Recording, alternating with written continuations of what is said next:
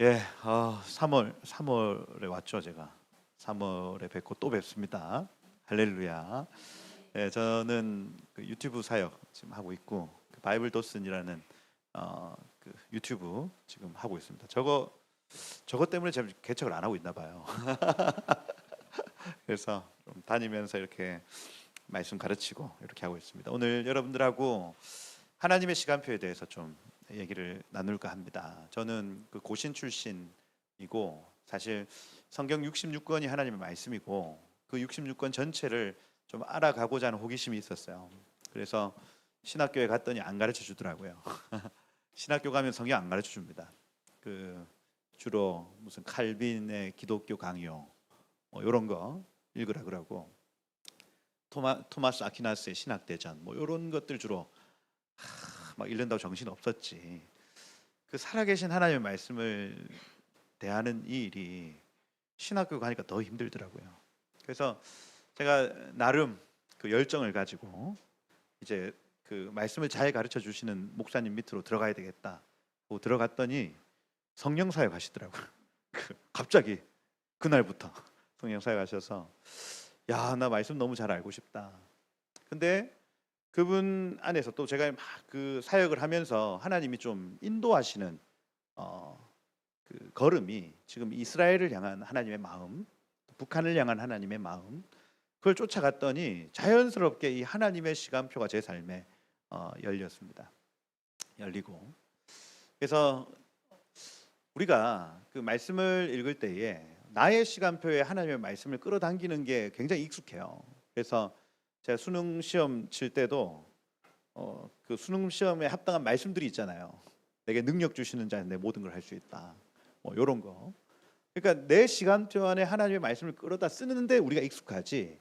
하나님의 시간표 안에 나의 삶을 던진다는 개념이 어색한 겁니다. 어색했어요. 그래서 제가 내 인생이 언제 이렇게 바뀌었을까 하고 생각을 했을 때 그 순간이었습니다. 아, 여태까지는 내가 사역하면 하나님 도와주셔야지. 내가 전도하면 하나님이 도와주셔야지. 계속해서 나의 시간표에 내가 전도하는 시간에 하나님이 나에게 도움이 되시고 내가 설교하는 시간에 하나님 나에게 도움이 되시고 나의 시간표에 하나님의 능력을 끄다 쓰는 어떤 차원에서 바뀌었습니다. 하나님의 시간표에 나의 능력을 드리는 하나님의 시간표에 나의 지혜를 내어드리는 그때가 저의 인생의 좀 전환점이었던 것 같아요. 그래서 제가 여러 교회들에 가서 이 메시지를 전합니다. 그러면 어김없습니다.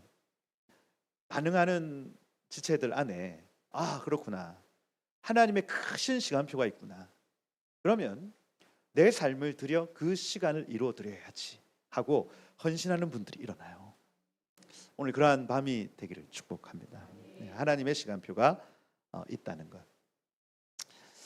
교회의 영광은요, 하나님께서 숨기시는 그 일을 찾는 것입니다. 다시 교회가 가장 영광스러운 순간은 언제냐면 하나님이 숨겨 놓으신 것을 찾는 순간이에요. 그게 잠언 25장 2절에 나옵니다.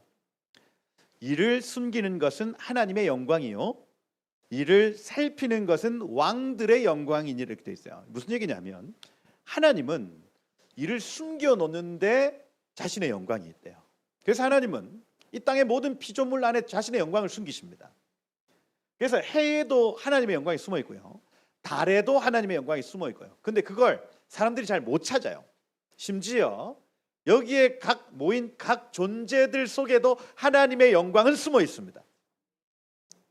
그게 하나님이 일하시는 방식이에요. 그럼 교회는 여기 지금 왕들이라고 적혀 있지만 왕 같은 제사장 이렇게 표현하는 성도들, 교회의 영광은 무엇이냐면 그걸 찾는 겁니다.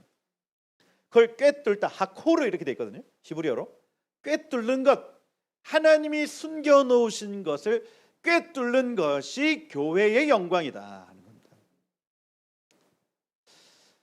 하나님은요, 하나님의 일, 하나님의 비밀을 온 만물 안에 숨겨놓으셨다. 그리고 교회는 기도함으로 그 숨기신 것을 찾는다는 겁니다.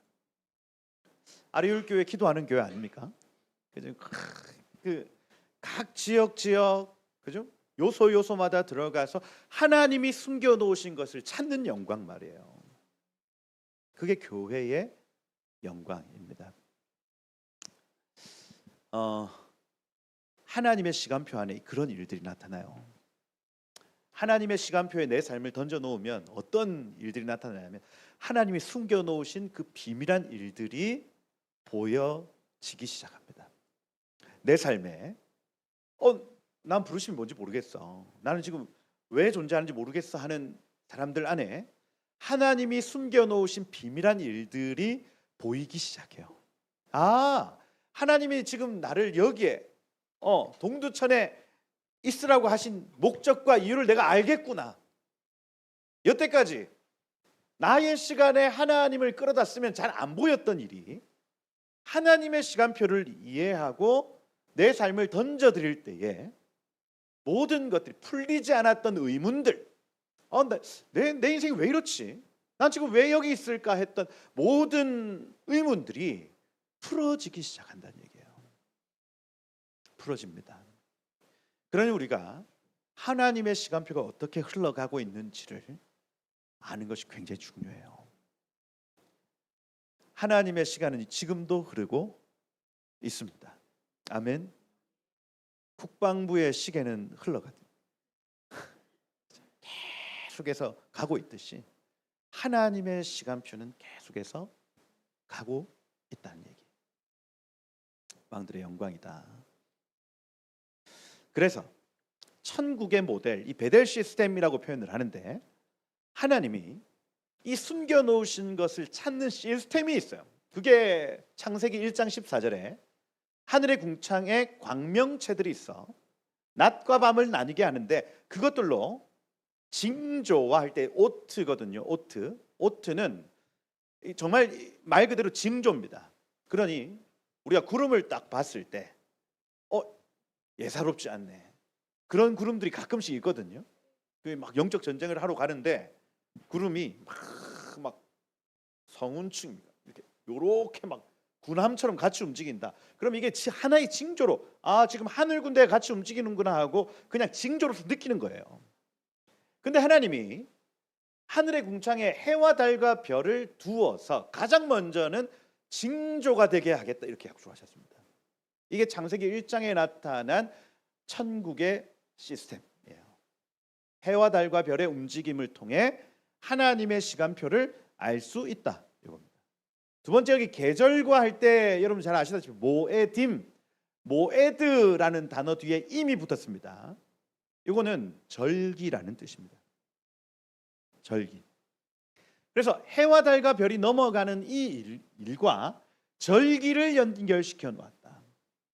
그래서 오늘 아까 우리가 읽었던 레위기 23장과 같은 이 본문은 절기에 대한 내용인데 이것이 해와 달과 별의 움직임과 연결되어 있는 하나님의 시간표라는 얘기예요. 하나님의 시간표. 그 다음 저기 날들 이렇게 적혀 있죠. 욤밈 이렇게 되어 있는데 날들은 안식일, 샤밧 이런 것처럼 하나님이 정해놓으신 시간표 중에 날, 샤밧과 같은 날, 요거를 광명체, 해와 달과 별의 움직임을 통해서 연결시켜 놨다. 마지막 해들 할 때 저거는 year입니다. 연. 그래서 날과 주와 달과 해마다 하나님을 경외하는 시스템을 만들어 두신 거예요. 만들었다. 이게 여기 보시면 에녹이라는 사람이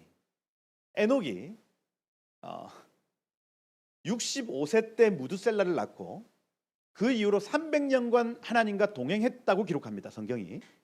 이 300년간 동행했던 그 방법이 무엇이냐면 신연사라고 외경입니다. 유대인들의 창세기 주석이에요. 거기 뭐라고 적어놨냐면 에녹은 땅에 태어난 자들 중에 글을 배운 자로서 월의 순서를 따라 각 연도의 절기를 알 수 있도록 책을 기록한 첫 사람이었으며 그는 희년의 날수, 절기의 날수, 월, 안식년에 대해서 자세히 말해줬다 이렇게 되어 있습니다.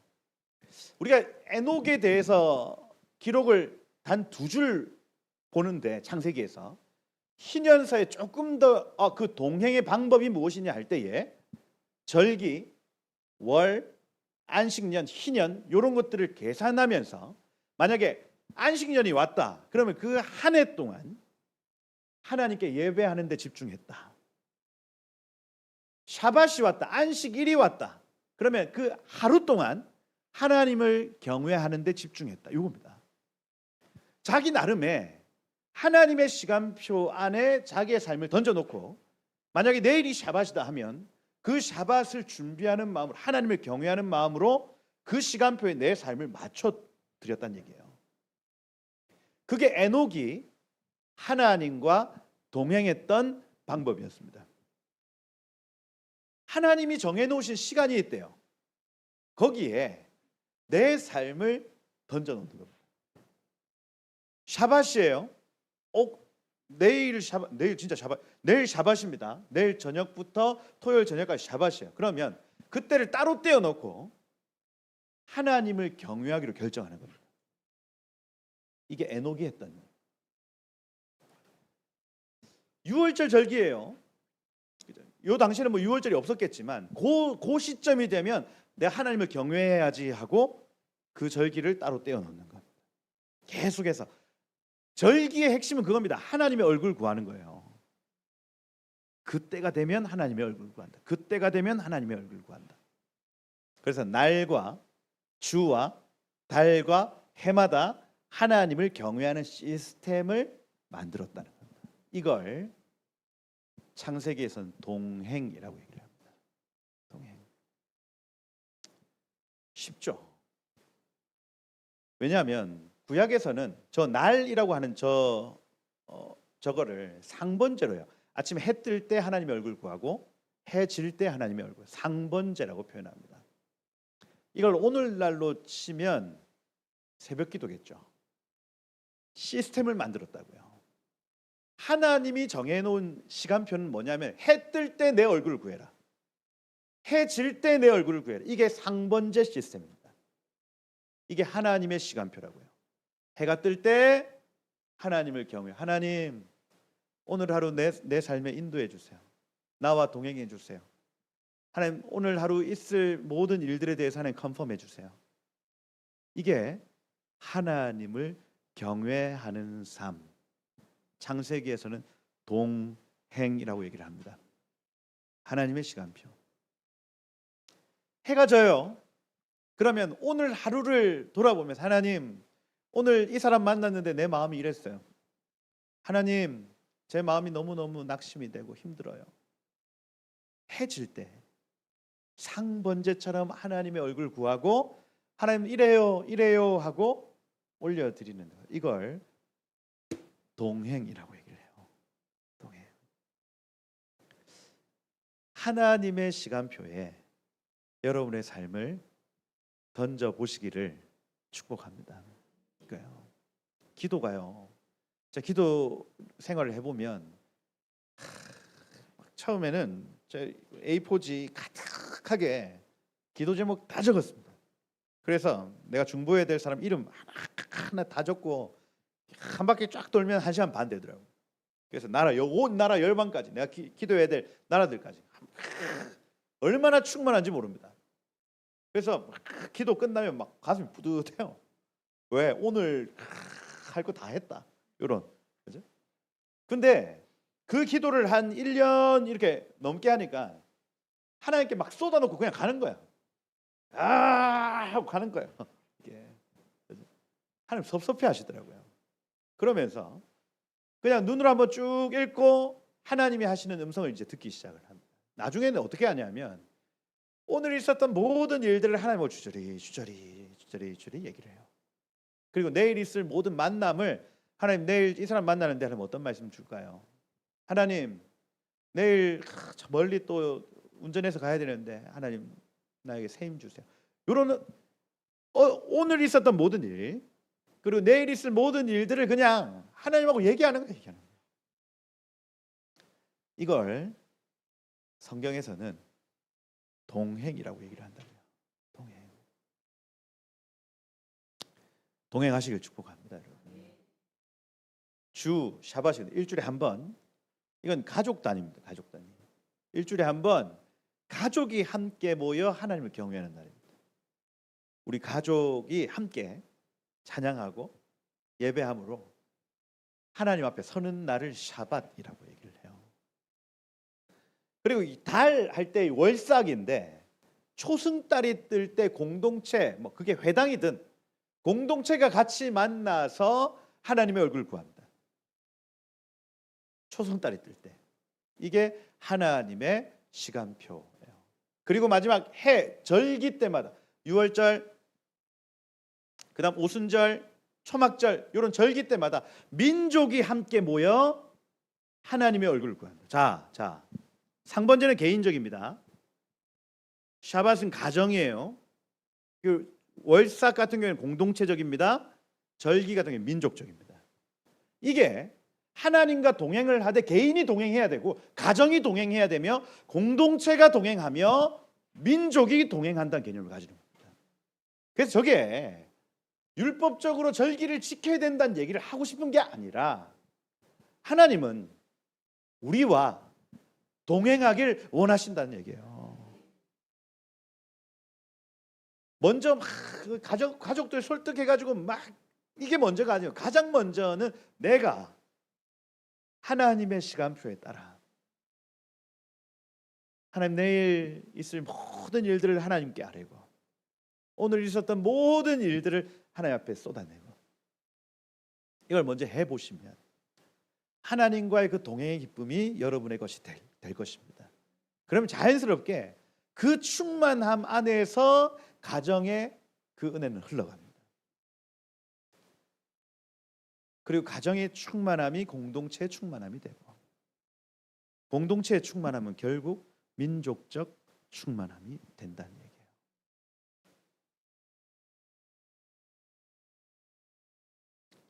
이게 베델 시스템입니다. 하나님과 연결된 개인, 가정, 공동체, 민족 이어지는 겁니다. 하나님이 정하셨어요. 이거 창세기에서 정하셨습니다.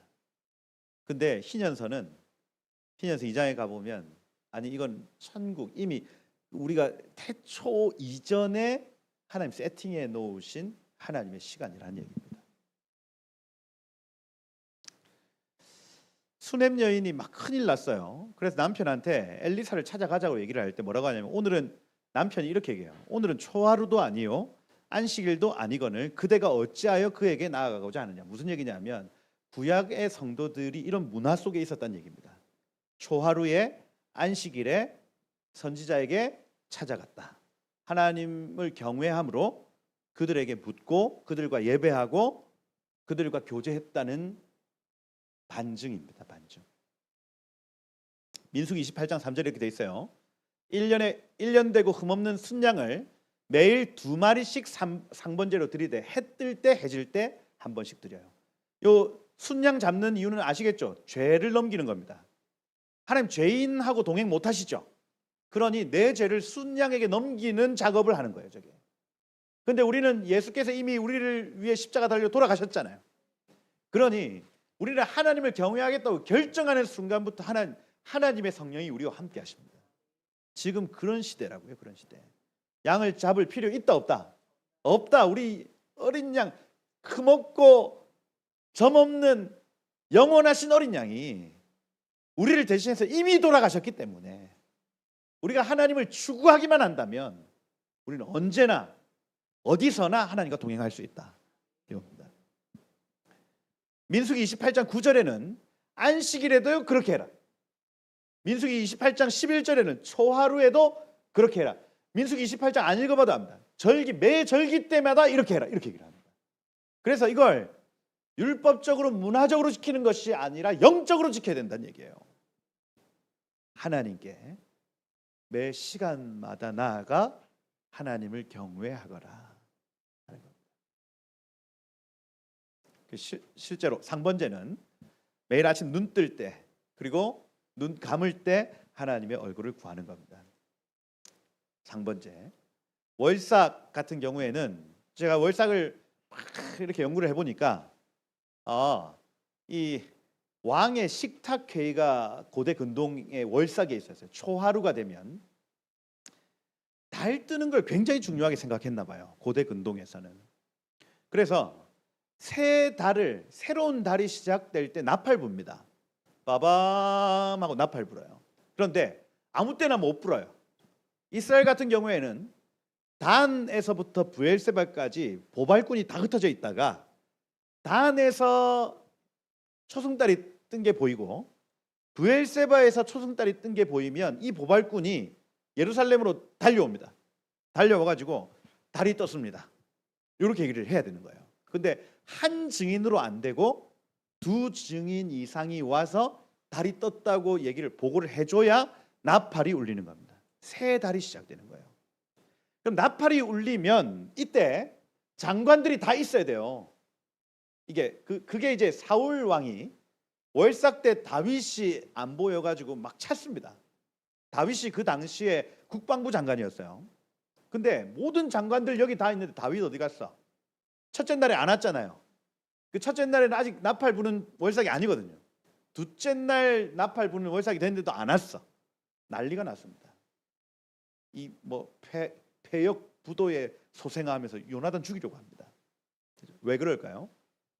왕이 집전하는 회의에 월삭 회의에 모든 신하가 다 와야 됐다는 얘기입니다. 솔로몬의 월삭, 솔로몬 왕이 하루에 먹는 뭐 소의 양이 300마리 뭐 이래요. 그럼 혼자 다 먹었을까요? 어떻게 그걸 다 먹어요 혼자? 그죠? 뭐 양이 무슨 3,000마리 이래요. 무슨 얘기냐면 그를 섬기는 신하 내지는 장관들이 많았다는 얘기입니다. 근데 그 하루라고 하는 하루는 월삭이에요. 매달 한 번 솔로몬 왕이 집전하는 회의가 월삭 때 있는데 그때 먹는 잔치 음식을 뜻합니다.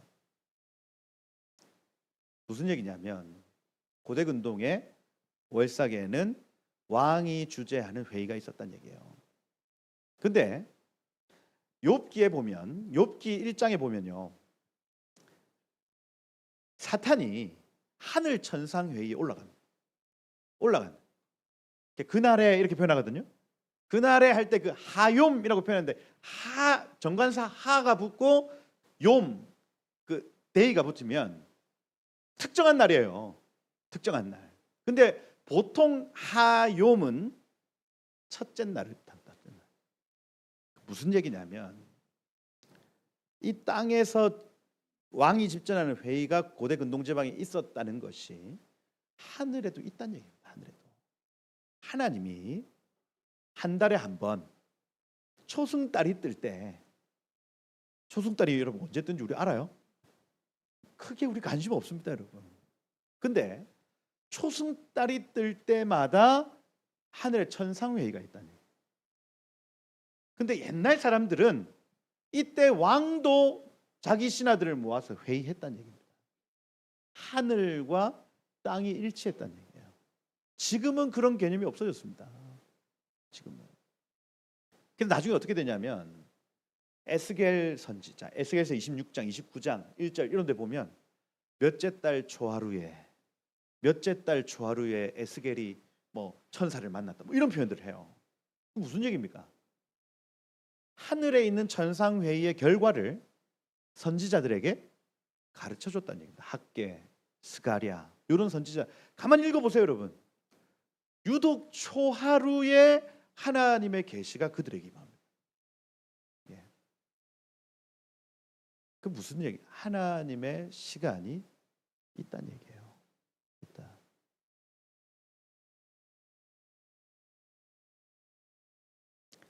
그럼 이달에도 하나님이 정하신 뜻이 있겠죠. 교회는요, 그거 찾아내는 사람들입니다. 우리는 하나님이 숨겨놓으신 것을 찾는 것이 우리의 영광이에요. 2026년 7월 달에 숨겨놓으신 하나님의 계획이 있어요.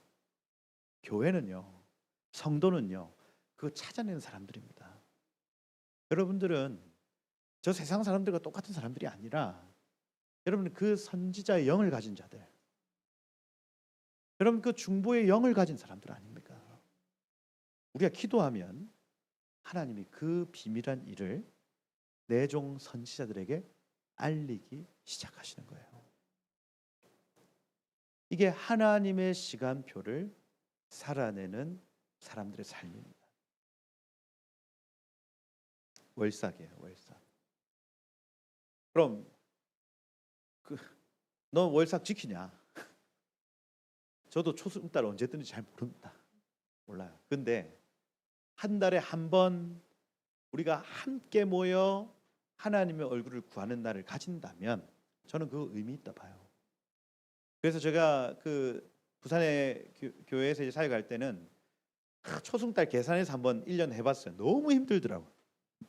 초승달이 계속 바뀌어. 또 뭐 우리가 뭐 파수꾼이 막 달을 보고 있는 것도 아니잖아요. 그죠? 그래서 매달 첫째 주 금요일 밤 11시에 모이자. 그래서 무조건 그냥 첫째 주 금요일 밤 11시에 모여가지고 월삭 기도회 막 했습니다. 그래서 제가 막 오늘 여러분들은 다 장군이다 막 이러면서 하늘의 천상에 의해서 오늘 계시가 떨어질 것이다. 막 동기부여 뭐 장군 막 이러고 막 기도를 한 10년 했어요. 참 많은 일들이 있었던 것 같아요. 그 월삭 기도회 하면서 하나님 보여주신 그림대로 많은 일들이 되어졌던 것 같아요. 처음에 그 월삭을 이제 중고등부 애들 데리고 제가 중고등부 사역을 했으니까 뭐 어른들 말고 애들 데리고 하자 해가지고 밤 12시부터 새벽 6시까지 막 했어요. 했는데 애들이 막 아니 세계에 있는 사람들이 이 장소에 모여서 막 예배하는 장면이 보인다 막 이렇게 얘기를 하더라고요. 근데 그 조그만한 교회 무슨 세계적인 사람들이 막 와서 그 무슨 기도를 하고 합니까? 근데 막 그 시계 방향으로 막 춤을 추는 장면이 보인다. 웃기고 앉았네.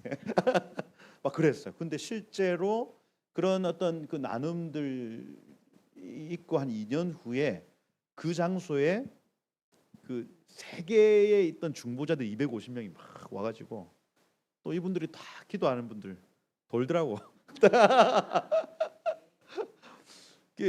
우리 애들은 그것 같이 나눴잖아요. 얼마나 놀랐을까요? 얼마나 말도 안 되는 일들이 그냥 막 벌어지더라고요. 그래서 제가 야 이거 참 신기하다. 하나님의 시간표 그대로도 아니에요.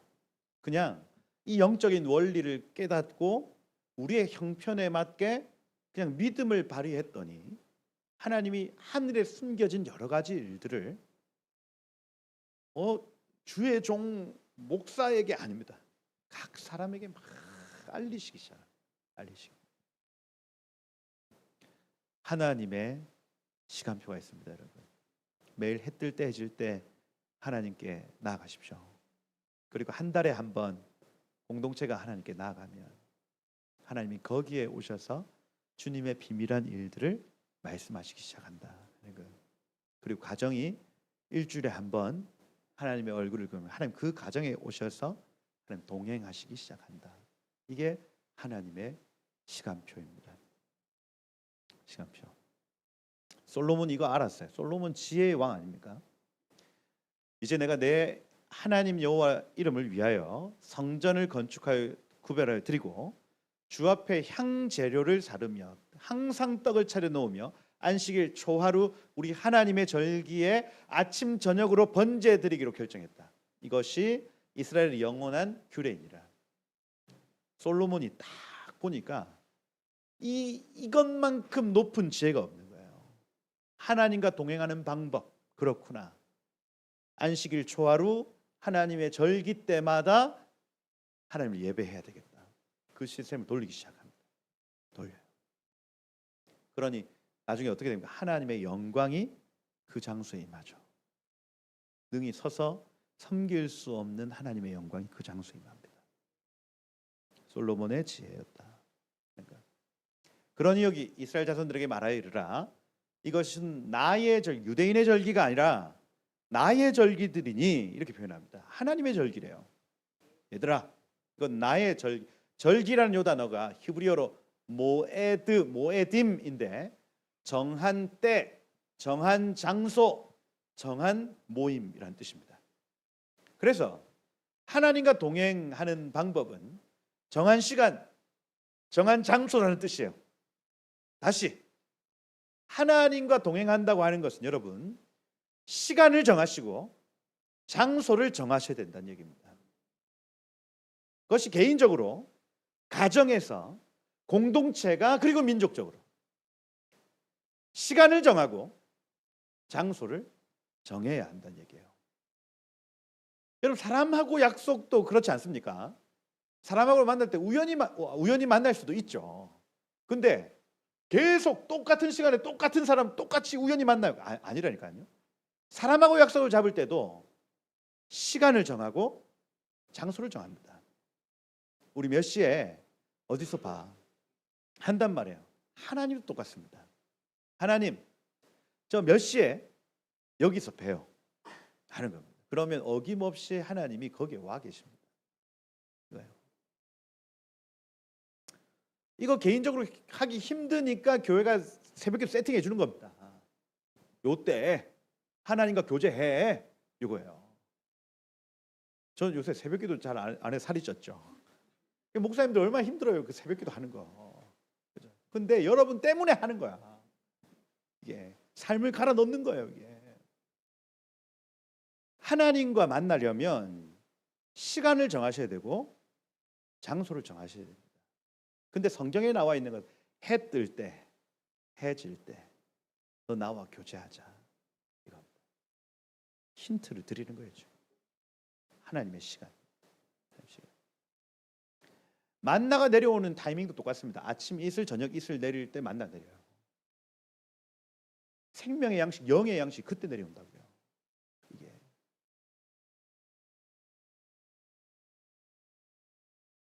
정한 때 정한 장소다. 너희가 성회로 공포할 여호와의 절기들을 할 때, 여기 성회라는 요 단어 미크라라는 단어입니다. 미크라 하면 예행 연습, 예비 소집이라는 단어예요. 너희가 예행 연습으로 공포할 여호와의 절기들, 특별히 지금 레위기 23장에 나타나는 절기들은 예행 연습이래요. 그게 진짜가 아니라 그림자라는 얘기입니다.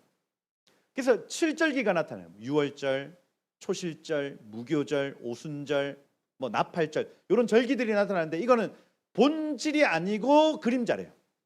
무언가를 나타낸다는 뜻입니다. 그럼 우리가 이 절기를 이해하면서 본질을 알 필요가 있죠. 지금 유대인들은 유월절을 지킵니다. 그런데 문화적으로 껍데기만 지키는 거예요. 그 본질을 알지 못한 채 지키는 거란 말입니다. 근데 우리는요, 성경 66권 안에 본질은 예수 그리스도라는 걸 알고 있어요. 그죠? 그러면 모든 절기 안에 숨겨져 있는 예수 그리스도를 이해할 수 있는 사람들이에요. 그래서 지금 한국 교회 내지는 세계 교회가 잃어버린 이 절기들을 속에, 이 그림자 속에 본체가 있다는 것을 알아야 된다는 얘기입니다. 알아야 돼요. 예행 연습이다. 하나님의 계절, 하나님의 시간표가 있습니다. 여기 보시면 알파 처치, 제가 초대교회를 알파 처치라고 표현을 해요. 알파 오메가 할 때. 그래요. 오메가 처치는 마지막 때 교회겠죠. 알파 처치와 오메가 처치. 알파 처치에 세 가지가 살아 있었습니다. 말씀이 살아 있었고요. 그 말씀을 토라라고 표현을 하는데, 이 당시에 이제 사도들의 편지, 서신 같은 경우에는 아직까지 정경으로 인정받지 못했습니다. 그럼 이 사람들이 얘기하는 오직 뭡니까? 모든 성경은 하나님의 감동으로 된 것으로 이렇게 표현하는 이 디모데에게 쓴 편지 안에 이 성경은 토라입니다. 토라. 창세기, 출애굽기, 레위기, 민수, 신명기 5권의 책을 하나님의 감동으로 된 것으로 이렇게 표현을 한 거예요. 그죠? 그러면 초대교회 성도들은 성경으로 구약 성경을 읽었겠죠. 말씀이 살아 있었습니다. 그죠? 그다음 성령의 나타나심이 있었어요. 초대교회에. 그죠? 그래서 막 베드로가 막 설교를 하면 막 3천 명이 돌아왔던 이유가 말씀도 살아 있었거니와 성령이 역사하셨기 때문에 3천 명, 5천 명이 막 주께로 돌아오는 거예요. 그리고 이 초대교회가 끝까지 고수했던 것이 바로 이 절기의 영역입니다.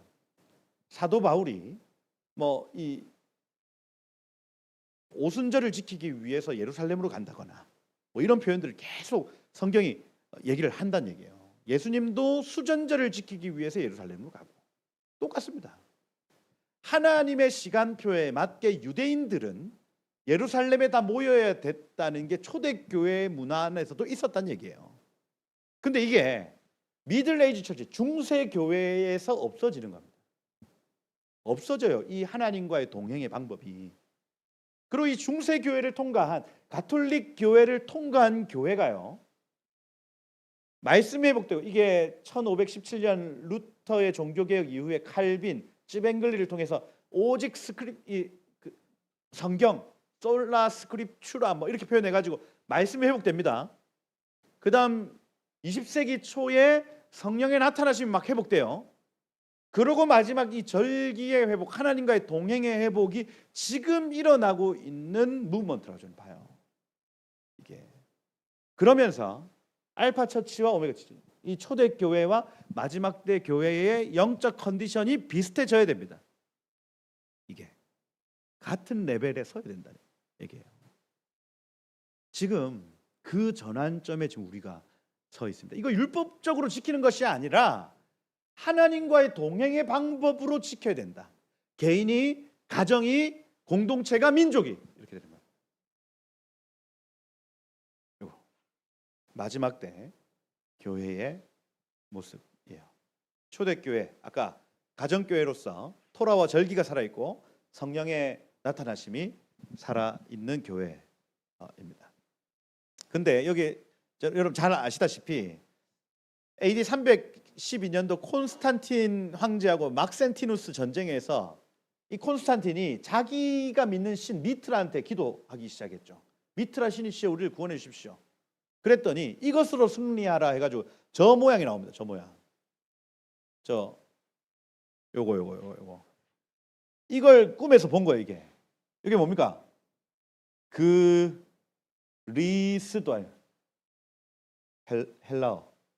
크리스토스, 이거를 그리스도라는 단어를 저렇게 적는 거예요. 저 문양을 보고 이것으로 승리하라. 저거는 그리스도인들의 문양인데 이렇게 된 거예요. 실제로 이제 막 십자가를 들고 전쟁을 했더니 그 불리했던 전쟁에서 콘스탄틴이 승리합니다. 그러면서 이 지하 교회화되어 있던 기독교인들을 양지로 인도해내요. 그게 여기 적혀 있습니다. 기독교로 개종하면 포상을 주는 겁니다. 한 사람도 500만 원씩. 기독교로 개종하면. 예수 믿을래 안 믿을래요? 믿지. 그거 어려운 일이라고 500만 원 준다는데. 그죠? 그다음 새 교회당 건축에 국가 예산 투입해 줍니다. 그리고 성직자들의 공무원화, 할렐루야. 한 달에 사례 600만 원씩 막 세금으로 꽂아주는 거예요. 그다음에 교회 토지가 무상소유, 토지를 공짜로 막 주고 예배당 지어라. 내가 도와줄게. 다 공무원 시켜줄게. 이렇게 양지화합니다. 그리고 뒤에 이 교회당 말고 사적인 모임하면 안 된다. 이렇게 된 겁니다. 교회당도 지어놓는데 너희 가정에서 모여 안 돼. 나와. 양지화. 그러면서 어떻게 하냐면 점점 더 목사님들이 돈이 생기죠. 집이 생기죠. 화려한 옷, 성가대 막 가운 점점 막 금칠 쫙 합니다. 그죠? 찬미가 이렇게 해가지고 성가대 아니면 이제 찬송을 못하는 분위기로 가요. 노래 못하면 찬송 못한다고요. 해야 그 찬양을 할 수 있는. 점점 여러분 본래 가정교회 안 그랬다고요. 그냥 뭐 꼬질꼬질하게 와도 같이 하나님의 임재 안에서 합하면 촥 하면 눈물 줄줄 나오고 말씀을 같이 읽는데 막 흐느끼면서 몰래 읽는 그 말씀이 얼마나 달콤했고, 아픈 사람이 왔으면 이 사람을 위해서 공동체에 같이 기도해 낫기도 하고, 이게 본래 초대교회의 모습이었는데, 콘스탄틴이라는 이 황제가 참 좋은 환경, 그죠? 돈도 주죠. 이렇게 했더니 교회가 그 초대교회의 모습을 잃어가기 시작을 했다는 얘기입니다. 그런데 중요한 게 이거는 바실리카. 여러분 바실리카 구조를 보시면 우리 같은 평민은 아트리움 여기까지밖에 못 가죠.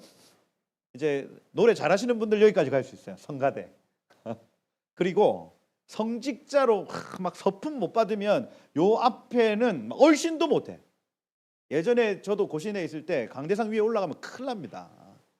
그게 다 가톨릭 문화에서 나온 거라고요. 이게 막 어떻게 했더라? 내려갈 때 요렇게 내려 희한하죠. 본래 교회가 안 그랬거든요. 근데 넌 여기까지만 올 수 있어. 너 여기까지만 올 수 있어. 계급을 나누는 겁니다. 가정교회가 안 그래. 저렇게 했다고. 이렇게. 화려하게. 근데 이 부분입니다. 이 부분. 중세교회가요, 가정교회를 무너뜨린 이후에 본격적으로 절기를 없애는 겁니다.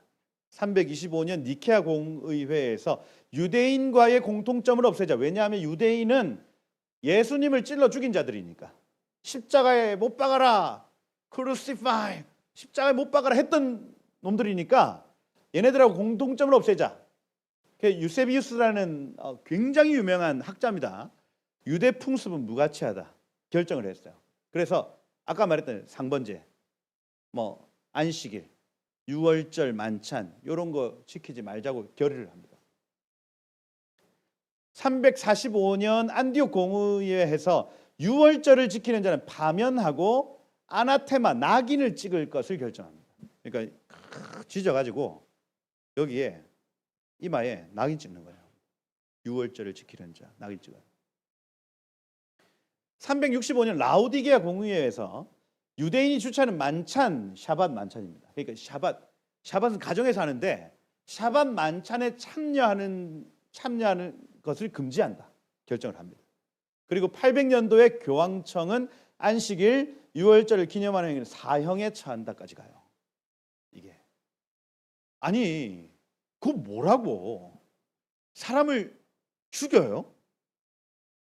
아니 그 샤밧에 유대인들하고 같이 만찬하면서 노래하고 같이 밥 먹는 게 뭐라고요?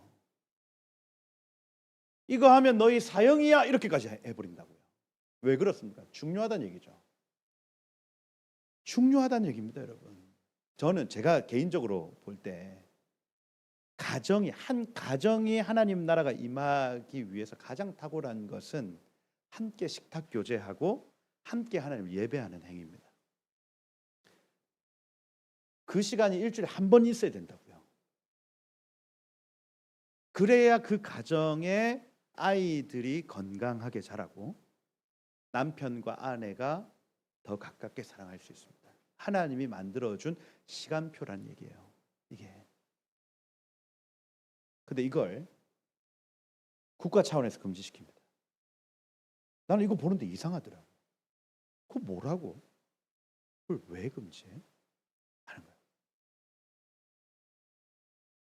나중에 이 1793년 프랑스 혁명 정부는 주 7주기에서 10주기로 바꾸기도 하고요. 그러니까 월화수목금토 일 쉬어야 되잖아요. 근데 월화수목금토 일 월화 수요일 날 쉬게 만들어요. 왜? 일 더 하라고. 쉬는 날을 줄이는 거예요. 그러니까 우울증이 찾아왔다 이렇게 우울증 환자들이 막 급증하고 이랬습니다. 다시 돌아가요. 스탈린 정부에서는 7일 주기를 폐하고 5일 주기를 하는데 우리 모든 사람이 월화수목 금요일 날 쉬는 게 아니고 각 사람마다 쉬는 날이 다 다르게 해서 공장이 24시간 돌아가도록 만들어요. 이게 한 3년 지속하다가 사람들의 병 걸려 일찍 죽습니다. 너무 고된 어떤 노동 때문에. 그래서 다시 7일 주기로 돌아와요. 희한하죠. 하나님이 이 샤밧이라는 이 날을 중심으로 6일 일하고 하루 쉬고 6일 일하고 하루 쉬고 이 시스템을 만들어 놓았는데 이걸 변개하려고 했더니 사람들이 막 죽어 나가는 거예요. 희한합니다. 여러분들의 샤밧은 사람을 위해 주신 겁니다. 여러분들 하루는 쉬어야 돼. 아멘. 좀 쉬세요. 아멘 안 한다. 워크홀릭입니까? 좀 쉬라고요. 금요일 저녁부터 토요일 저녁까지 쉬어야 됩니다. 가족이 함께 그 시간을 온전히 누리셔야 돼요. 그게 우리 흙으로 만든 우리를 위해 하나님이 만들어 놓은 시스템입니다. 쉬셔야 돼요. 땅은 7년에 한 번 쉬어야 됩니다. 이걸 안식년. 안식년은 그래서 땅을 위하여 하나님 주신 하나님의 시간표. 샤밧 안식일은 사람을 위해서 우리에게 주신 하나님의 시간표입니다.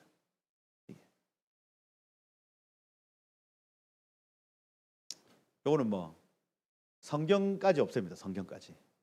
1229년에 교황청에서 평신도 성경 소유 및 탐독을 금지시켜요. 아니 이 성경 읽는 거 뭐라고? 북한에서 성경 읽으면 어떻게 됩니까?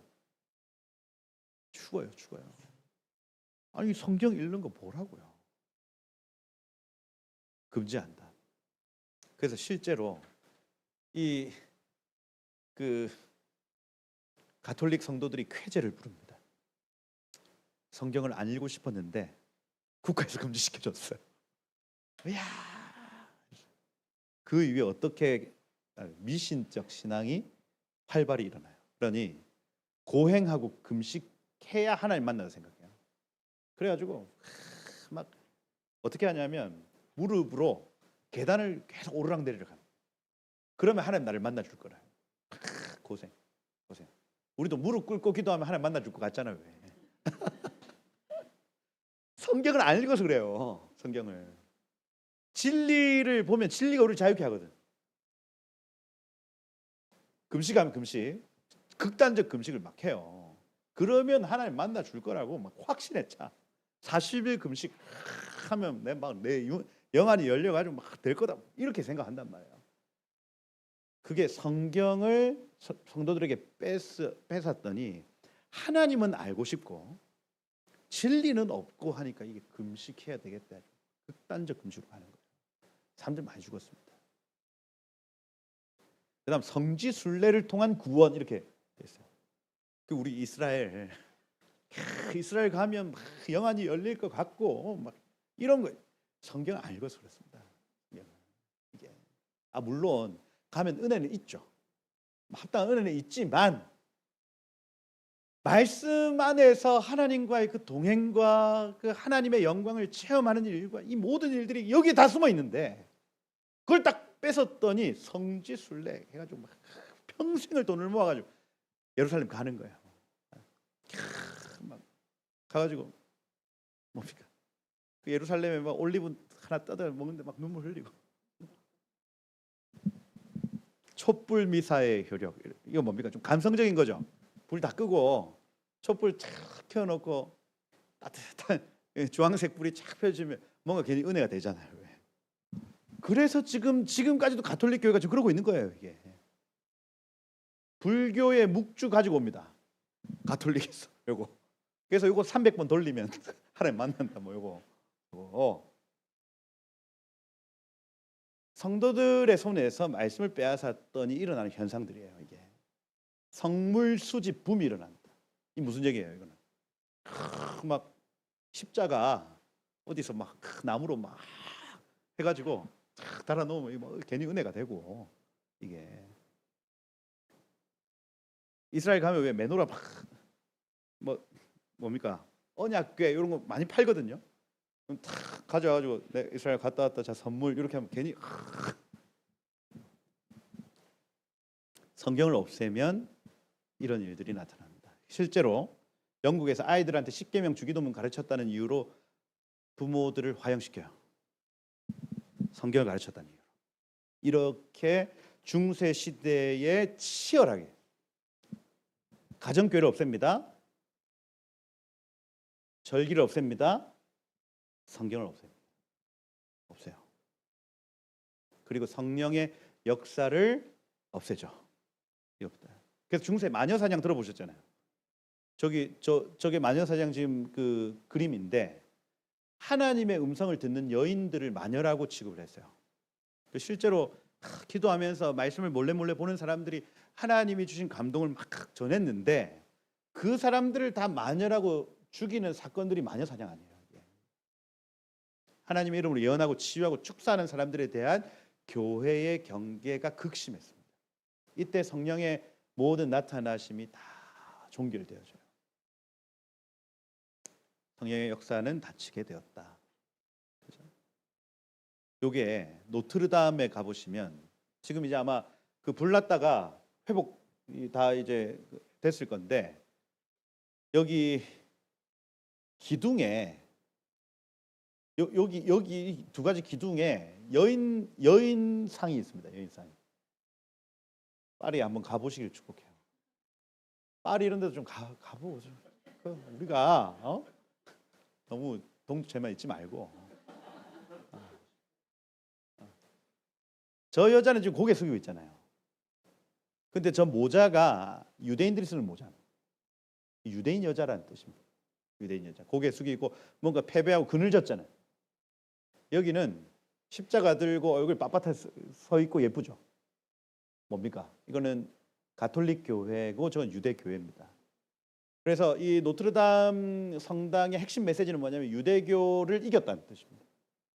유대교의 모든 말씀, 토라, 유대교에 있었던 가정교회 전통, 절기 이런 것들을 이제 종결시켰다고 선언하는 장소가 노트르담이에요.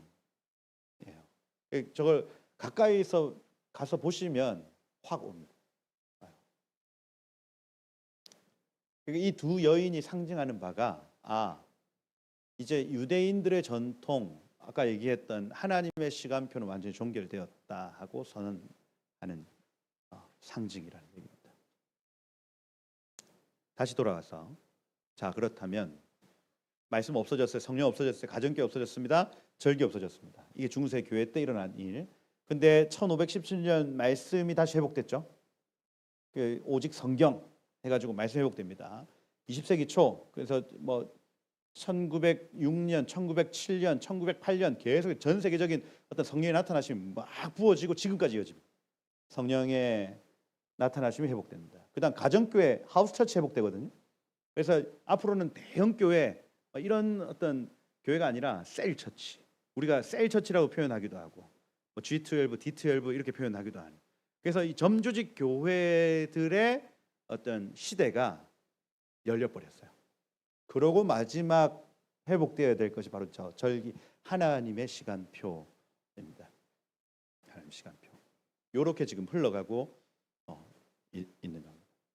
말씀의 회복. 요거는 뭐 뒤에 내용이 많아서 넘어갈게요. 말씀이 1510년 마틴 루터를 통해서 이어졌다. 그래서 마지막 꺼지지 않는 부흥이 위드 토라. 지금 많은 중보자들이 이제 꺼지지 않는 부흥이 올 것인데 그것은 위드 토라. 그래서 이 말씀과 함께 일어난 부흥. 이거 꺼지지 않을 거랍니다. 마지막 부흥이 일어날 것입니다. 말씀과 함께 일어날 것입니다. 이 불은 꺼지지 않을 것입니다. 이렇게 되고요. 지속된다. 성령의 일하심도 인도 카시 부흥부터 미국 아주사 부흥 중간, 한국의 평양 대부흥, 성령의 나타나심이 막 부어져요. 1948년 이스라엘 건국 이후에 전 세계적인 성령의 나타나심이 활성화됩니다. 막 풀어지는 거예요. 풀어져요. 이방인의 충만한 수가 돌아오는데 성령께서 일하시기 시작합니다. 전 세계 복음화가 이제 가시적으로 이렇게 오게 된 데는 아직 100년이 채 안 됐습니다. 100년 이전부터 이 역사가 시작됐다고요. 와, 우리 주님 오시겠다. 야, 이 온 세상에 복음이 전파되겠다. 이런 그 기대를 가진 지가 아직 100년이 채 안 됐다고요. 우리가 지금 그 시대를 살고 있습니다, 여러분. 그리고 유대인의 남은 자들의 회복까지도 우리는 볼 수 있는 시간에 와 있다는 거. 와 있다. 가정교회 회복합니다. 특별히 2019년 코로나 사태 이후에 기성교회 구조가 무너지는 현상들이 나타났어요. 이게 저는 1517년 말씀의 회복만큼의 사건이라고 봅니다. 하나님이 기존 가톨릭화된 교회의 시스템을 무너뜨리진 사건이 2019년 코로나 사건이었어요. 이때 전 세계적인 교회 구조가 바뀌기 시작합니다. 아, 우리가 다 같이 이렇게 모여서 예배할 수 없는 날이 오겠구나 하고 인지가 된 거예요. 그럼 앞으로 어떻게 하겠습니까? 우리가 목사님을 의존해가지고 우리의 신앙생활을 하는 것을 이제 넘어 우리가 각 가정의 제사장들이 일어나는 구조로 가는 거예요. 가족이 스스로 예배할 수 있는 구조. 그리고 가족과 가족이 만나서 연합할 수 있는 구조. 이게 점조직 교회가 일어나는 시간이 요 2019년, 2023년 요 사이에 구조가 바뀝니다. 지금 우리가 그 열매를 조금씩 보고 있는 시간이라고요. 한국 교회는 이거 예전처럼 다시 돌아가려고 합니다.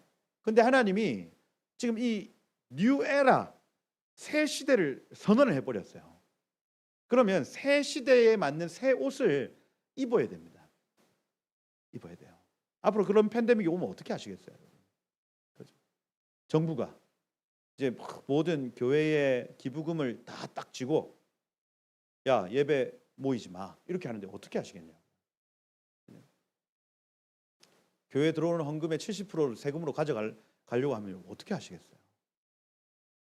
그때는 우리 각자가 하나님 앞에 서는 시간인 겁니다. 각 가정이 하나님과 동행하는 방법을 알고 앞으로 가속화될 전망이다. 메가처치 붕괴 현상이 지금도 일어나고 있습니다. 지금도 가정교회 회복이 일어나고 있다. 그리고 하나님의 여호와의 절기의 회복. 그래서 2000년대 초반부터 개신교회 내에 이 말씀의 회복 운동이 막 일어나기 시작하면서 유대인의 절기가 아니라 이거 여호와의 절기구나 하는 인식이 되기 시작합니다. 이것은 나의 절기니 너희가 성회로 공포할 여호와의 절기들이니라. 이 말씀에 기독교인들, 특별히 저 같은 목회자들 사이에 아니 이거 지금 유대인의 절기라고 기록하지 않고 이스라엘의 절기라고 기록하지 않고 하나님의 절기라고 계속 기록하네. 성경의 절기가 이게 맞는 거 아닌가 하고 의문을 가지기 시작해요. 그리고 그 절기들을 계속해서 연구해 봤더니 그 안에 예수 그리스도의 초림과 예수 그리스도의 재림이 숨어 있다는 얘기입니다. 그래요. 이해하기 시작하고 보편화 다각화될 예정입니다. 이거 과정 속에 있습니다. 지금 한국 교회 안에. 그래서 제가 이제 한 10년 전만 해도 한우카 절기 이러면 아무도 몰랐어요. 근데 작년에 한우카 해가지고 곳곳에서 막 포스터가 만들어지고 막 예배하는 그룹들이 막 많아지더라고요. 그러면서 저는 그 사랑의 교회에서 한우카를 진행을 했거든요. 사랑의 교회 그 작은 공간에서 사람들하고 만나가지고 막 그 진행을 했었습니다. 그러니 뭔가 이렇게 보편화되고 있는 거예요 지금. 나의 절기들이다. 된 거. 몇 시지? 마쳐야 되네. 보시면 안식일이 있습니다. 매주 금요일이에요. 안식, 샤밧이라는 이 단어는 멈춰라는 단어입니다. 멈춰. 이게 샤밧입니다. 샤밧. 그죠? 당시 이 모든 것을 멈추고 하나님을 담는 날로 샤밧을 시키는 겁니다. 이거 이제 신약 교회가 이제 주일로 바꿨다 이렇게 얘기하는데 이거 312년 콘스탄틴 이후로부터 주일로 바뀌는 거거든요. 바뀌었어요. 그다음 6월절은 3, 4월에 지키는데 이거 부활절로 바뀝니다. 그래서 여러분 부활절 계산하는 방법 제가 그 교회 총괄 목사이기 때문에 항상 그 연간 계획표에 부활절을 늘 달력을 넣어야 된단 말이에요. 근데 저 스스로 계산을 못 하겠더라고요.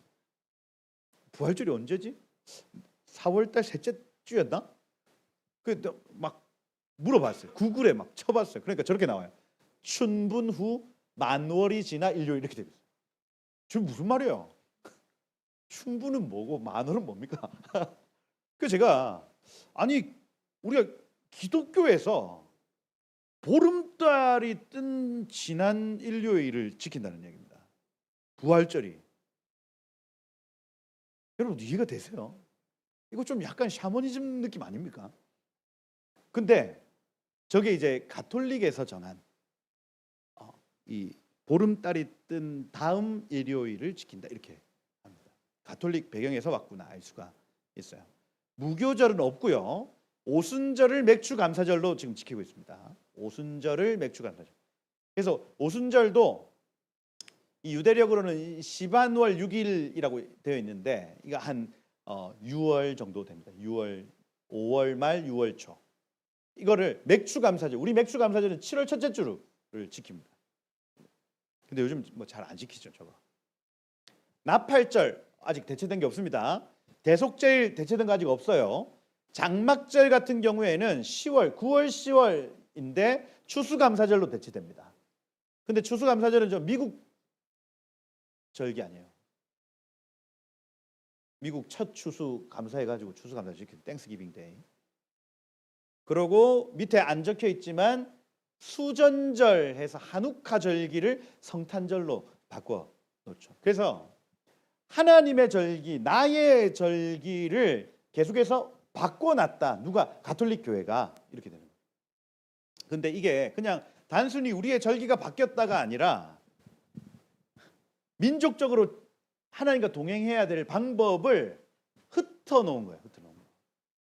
하나님의 얼굴을 구하고 온 민족이, 온 국가가, 온 열방이 예수의 오심과 예수님의 다시 오심을 기억해야 되는데 이걸 희미하게 만들고 다른 걸 지키게 만들어놨다는 얘기예요. 그러니 사람들이 예수님이 초림하셔서 허락하신 은혜, 그리고 예수님이 다시 오셔서 허락하실 은혜를 기억하지 않고 살아가는 겁니다. 그럼 이게 회복되면 어떻게 됩니까? 예수님이 처음 오셔서 우리 가운데 허락하신 은혜를 충분히 누리고, 그리고 예수님이 다시 오셔서 베푸실 은혜를 우리가 기대함으로 사는 거, 이겁니다. 이 얘기 제가 지금 처음 하는 게 아니라 갈보리 교회 뭐 강문호 목사님, 한국 교회 원로 목사님들이 이 얘기를 다 하셨어요. 그리고 목사님들 대부분이 저 가톨릭에서 나온 저 절기가 잘못된 거 다 알고 있습니다. 예수님은 성탄절 겨울에 나실 수가 없어요. 구조가 그렇습니다. 이 목자들이 뭐 양을 치고 있는데 하나님의 음성을 들어요. 그 양을 겨울에 안 친다고요. 그 타이밍에. 그러니 성경의 여러 가지 구절들을 보면 12월 25일이 예수님의 생일이 될 수가 없는 구조입니다. 이걸 학자들도 다 알고요. 다 알아요. 그런데 여태까지 저렇게 지켜왔으니까 계속해서 그냥 지키는 겁니다. 지켜요. 우리가 여호와라는 이 이름도 잘못됐다는 걸 학자들이 다 알아요. 아도나이라는 이 단어에서 모음만 빼서 야훼에 갖다 붙인 겁니다. 이걸 우리는 여호와 이렇게 여호와 우리가 기도하지만 본래 하나님의 이름이 뭐라고요? 야훼라고. 야훼인데 우리 입에 안 익숙하잖아요. 그냥 여호와 하는 거예요. 그냥. 그 하나님은 저는 강성민인데 김성민 하면 제일 싫어하거든요. 근데 하나님은 그냥 여호와 해도 그냥 받아주시는 거예요. 우리 익숙해서 그냥 흘려보내고 있습니다. 근데 그게 중요한 게 아니라 제가 오늘 강조하는 부분은 동행이라고. 동행. 하나님의 시간표에 하나님의 뜻이 숨어 있고 그 뜻을 전혀 모른 채 우리가 그냥 쭉 살아간다면 그냥 아무 생각 없이 내 마음대로 살 수밖에 없는 거예요.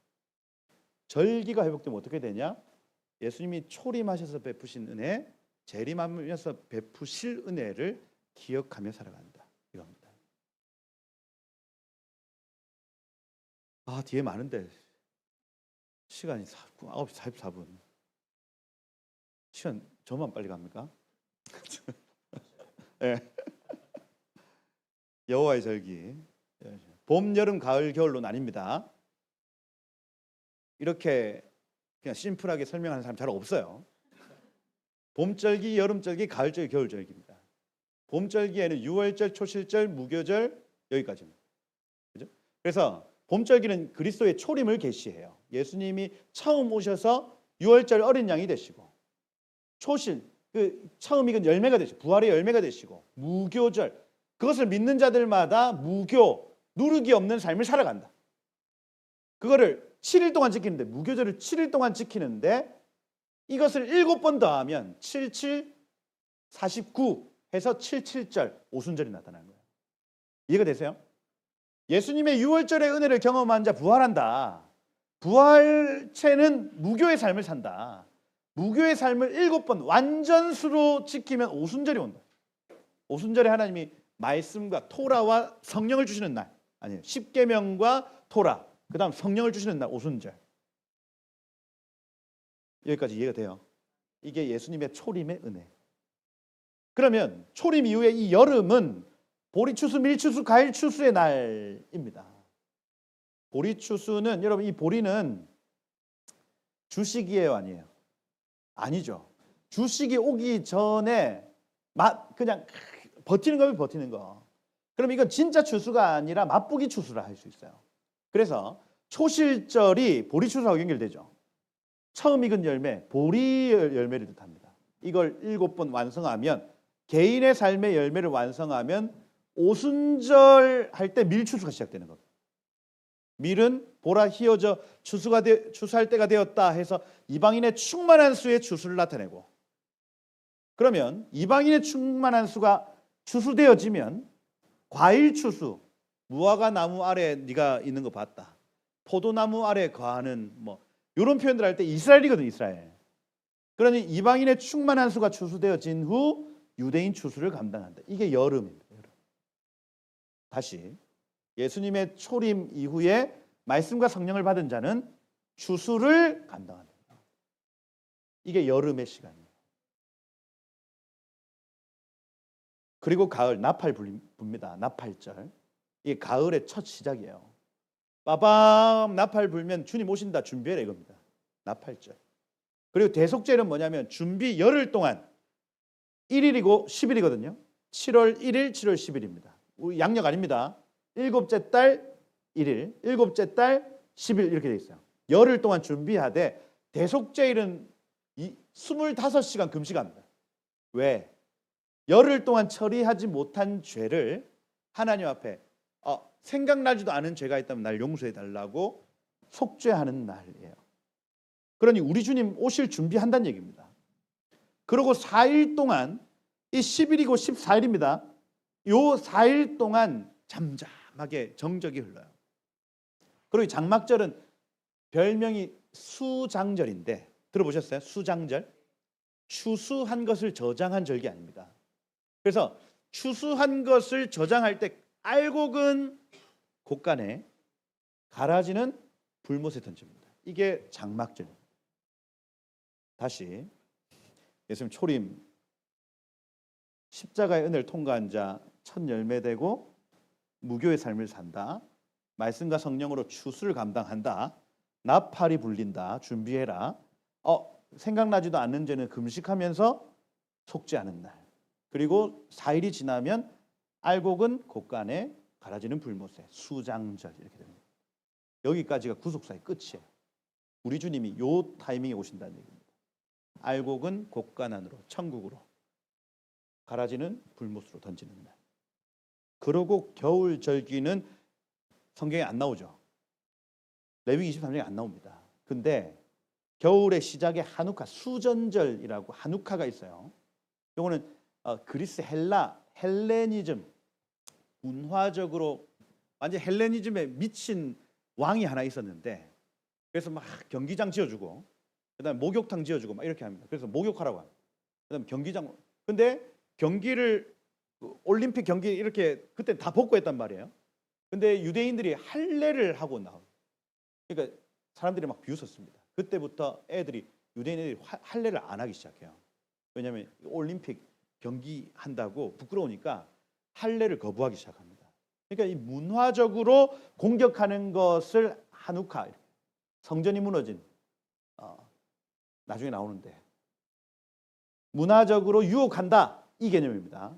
불임절 같은 경우에는 하만이라는 이 신하가 유대인들을 다 죽이겠다고 결정해요. 그럼 여기에서 유혹하는 존재구나. 헬레니즘과 같은 문화로 유혹하는 존재구나. 칼로 핍박하는 존재구나 알 수가 있는 거예요. 겨울은 적그리스도의 절기입니다. 그래서 적그리스도는 우리를 유혹하고 우리를 핍박한다는 얘기입니다. 유혹과 핍박. 그래서 유혹과 핍박이 몰려와도 주 섬기는 내 맘 변치 않아. 봄, 여름, 가을, 겨울. 초림, 요거는 재림. 적그리스도. 여기는 우리가 해야 될 일, 추수 이렇게 되는 거예요. 그래서 이거를 제가 이제 교회에서 이런 것들을 해봤습니다. 6월절에는 성경에 나와 있는 6월절의 규례가 있는데 그것대로 애들하고 한번 해봤습니다. 그래서 식사를 하라 하더라고요. 그게 여기 나오나? 맞아, 나와요. 출애굽기 12장에 나오거든요. 그래서 흠없고 점없는 1년 된 어린 양을 뜯으래. 그래서 양을 준비해가지고 뜯었어요. 뜯으면서 근데 반드시 불을 지나야 된다. 불은 고난을 예수께서 우리를 위해서 고난을 통과하셨대. 뜯어 먹고. 그래서 예수님과 나는 하나입니다 하고 막 뜯어요. 그러고 무교병을 먹는데 이게 무교 누룩이 없는 떡 아닙니까? 근데 여러분 맞자 이렇게 보시면 글 넣었어요. 막 갈색으로 글 넣었어요. 이것도 고난을 통과했다. 그다음 그 피자 자르는 걸로 한번 이렇게 쭉쭉 껐죠? 한번 봐야 되는데. 맞죠? 여기 있잖아요. 이거 여기에 그 피자 구멍 내는 걸로 이렇게 드륵드륵 합니다. 했어요. 그거 뭡니까? 채찍에 맞으신 예수 그리스도. 이걸 다 숨겨놓은. 그러니까 애들하고 이걸 막 먹으면서 이 보이나? 예수님은 흠없고 점없고 죄도 없으신 분이다. 먹어. 이렇게. 쓴나물 애굽에서의 고통, 그죠? 소금물 애굽에서의 눈물, 하롯셋이라고 막 그 사과하고 땅콩하고 막 갈아서 진흙 그 애굽에서 굽던 벽돌 이런 거 다 기억해가지고 잡숴봐 뭐. 그러니까 이게 막 공감각적으로 예수님이 우리를 위해서 당하신 고통과, 그죠? 그리고 이 세상에서 우리가 흘릴 눈물 이런 것들을 기념하는 시간이 되더라고요. 초림 예수의 사역을 예표한다. 무교절 7일 동안 저것만 먹는다며. 저거는 한 번도 안 해봤습니다. 세상에 맛있는 게 너무 많죠. 7일 동안 저거 먹고 어떻게 살아요? 근데 인생에 한 번은 해봐야 되지 않겠어요? 7일 동안 먹으면서 내 삶에 주님 그렇습니다. 죄 없는 삶 살기를 원합니다. 막 뜯어 보는 거예요. 죄와의 단절을 의미한다. 이 7일이 7번, 49일이 지나면 오순절 선물을 주신다는 얘기예요. 그죠? 무교의 삶을 사는 성도들에게 하나님은 말씀과 성령을 허락하신다. 이게 오순절입니다. 선물을 주신다. 그래서 구약에서는 토라, 신약에서는 성령. 그래서 말씀과 성령이라는 이 무기를 가지고 우리가 밀추수, 과일추수를 감당한다는 얘기 이겁니다. 이게 하나님의 시간표. 매해마다 돌아가는 하나님의 시간표입니다. 하나님의 시간표.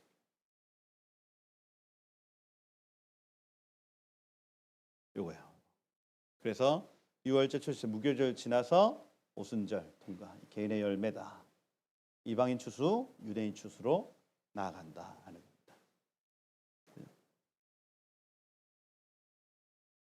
나팔이 울린다는 얘기, 그죠? 아까 말씀을 드렸습니다.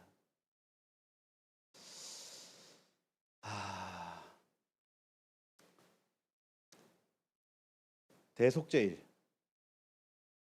이스라엘은 대속죄일을 엄청 중요한 절기로 지킵니다.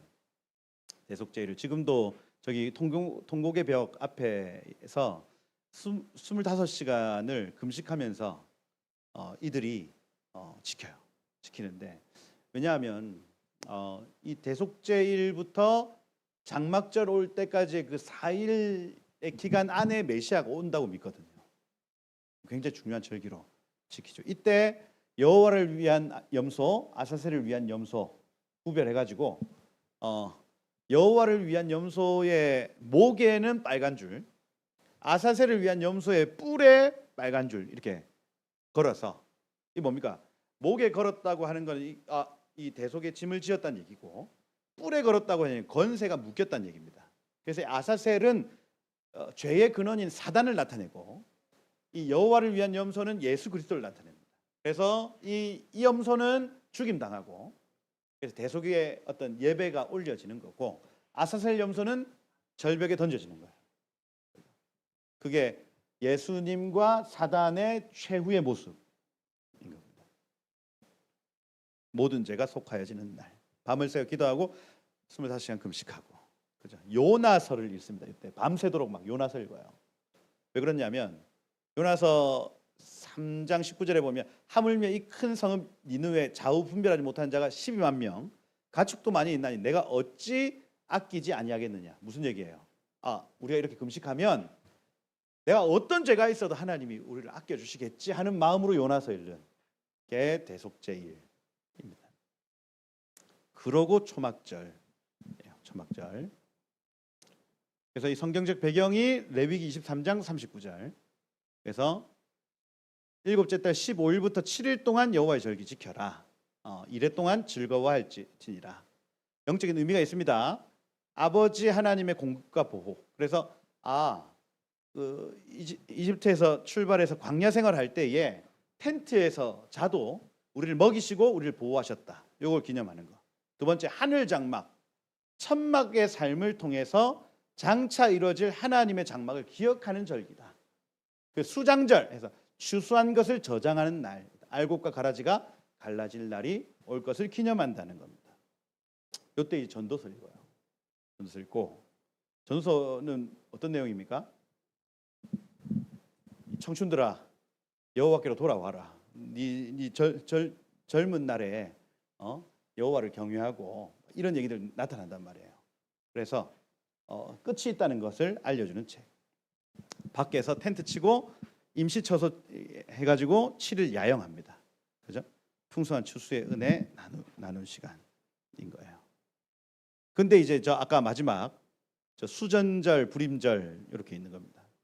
그죠? 저거는 여호와의 절기라고 하지 않고, 저는 제 개인적으로 적그리스도적 절기예요. 적그리스도적 절기. 적그리스도가 누군지를 알려주는 절기라 할 수가 있습니다. 그러면 요거는 봄, 여름, 가을에 있는 이 절기는 그리스도의 절기, 저 겨울에 있는 절기 두 가지 절기는 적그리스도의 절기, 이렇게 표현을 하는 겁니다. 이게 1년에 계속 돈다고요. 그러면 이 히브리즘이 웃긴 것이, 한 번 돌 때 요 정도 은혜가 있었다면 두 번째 돌 때는 조금 더 커지고, 세 번째 돌 때는 조금 더 커지고, 이게 히브리즘의 특징입니다. 이렇게 나선형으로 똑같은 걸 우리가 율법적으로 지키는 것이 아니라 그 은혜는 깊어지고 넓어지고 높아지고 커집니다. 이게 계속 반복되면 반복될수록 커진다 하는 거. 이게 하나님의 시간표입니다. 하누카, 이런 거는 다음에 또 기회가 있겠죠. 하누카란 절기가 있습니다, 여러분. 절기 안티오쿠스 4세 에피파네스라는 이 사람이 헬레니즘에 미쳐서 원형 경기장, 올림픽, 극장, 목욕탕 이런 거 지어주고 유혹했던 시간이에요. 이 유혹에 넘어가지 않는 자들이 있었다. 그죠? 그러면 이 사람들을 연구하면 우리가 적그리스도의 그 유혹을 이기는 방법을 알겠죠. 이겁니다. 이걸 가르치지 않으면 이게 크리스마스하고 딱 겹치거든요. 그러니까 이 크리스마스는 문화적인 거예요. 문화적인 거.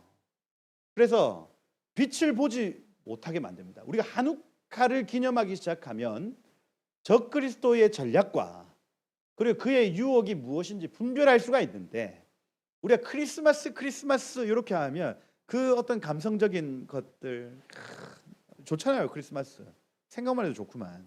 그렇죠? 막 그 고요한 밤, 거룩한 밤, 앞에 나가서 애들 이렇게 잔치하고 그죠? 좋잖아요. 근데 그 안에서 우리가 놓치는 부분이 분명히 있습니다. 겨울의 시작점. 그래서 한우카를 지키면 적그리스도의 전략을 알 수 있고 이기는 방법을 알 수 있다. 이게 깊어지고 넓어지고 커지고 높아지고 이렇게 됩니다. 불임절 같은 경우에 푸르 뒤에 이미 붙었어요. 저게 그 당시의 주사위입니다. 저기 보이는. 그러니까 주사위를 던져가지고 유대인들 죽일 날을 정한 거예요. 이게. 그게 그래서 푸르절 이렇게 풀임절 이렇게 표현하는 거예요. 적그리스도의 두 번째 모형이라 할 수 있는 존재 하만이라는 사람. 그래서 핍박과 죽음을 상징합니다. 그래서 우리가 알 수 있는 것이 적그리스도의 핍박 앞에서 우리가 어떻게 싸워야 하는지를 불임절을 통해서 알 수가 있다. 이런 절기들을 한 번씩 이렇게 그 하나님의 시간표에 따라 지켜보시면 그 지혜가 옵니다. 와요. 그래서 이 겨울의 시작에 수전절이 있고 한우카, 겨울의 끝에 불임절이 있다. 이것은 헬레니즘의 유혹에서 피 흘리기까지 싸우는 방법을 가르쳐주고 죽음과 핍박 앞에서 금식과 기도로 승리하는 방법을 가르쳐준다 할 수가 있습니다. 이 적그리스도의 절기 같은 경우. 그래서 하나님의 시간표, 특별히 이 절기 모에드 안에 이러한 예수 그리스도의 초림의 은혜, 그리고 이 추수를 감당해야 될 우리의 사명, 그리고 예수 그리스도께서 다시 오실 때에 하나님께서 하실 일, 그리고 우리의 이 사명을 빼앗으려고 하는 적그리스도의 전략과 우리의 승리의 방법이 이 모에드 안에 숨어 있다. 매 시기마다 하나님 정하신 뜻이 있죠. 그 뜻을 따라 여러분 그 영광을 취하셔야 하겠다. 아멘. 그래서 하나님께서 교회의 체질을 바꾸시는 시간들입니다. 정말 우리가 각 시즌과 때에 맞는 그죠? 하나님의 일들을 우리 하기 시작할 때에 하나님 우리를 더 높은 차원의 일들로 부르시고 또 행하게 하실 줄로 믿습니다.